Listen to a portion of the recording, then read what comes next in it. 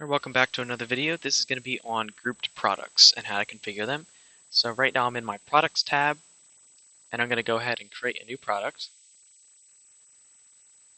And I'm going to just put in grouped product as my product title just for this demonstration.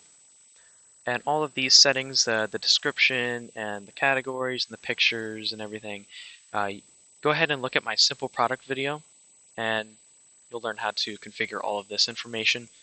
But for now, for this video, I'm going to go ahead and go to the product data tab or section here, and I'm going to change it from a simple product to a grouped product.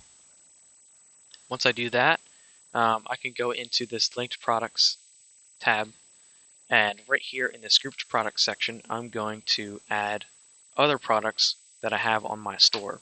So what this does, it just compiles other products from your site that you can add in here.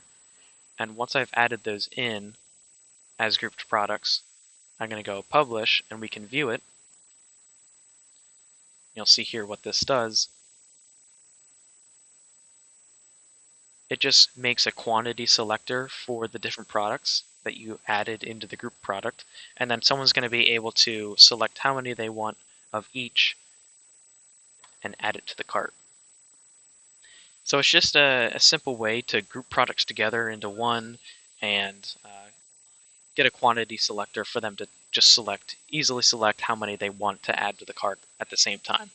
So if you have any questions for a grouped product and how to configure it, go ahead and let us know.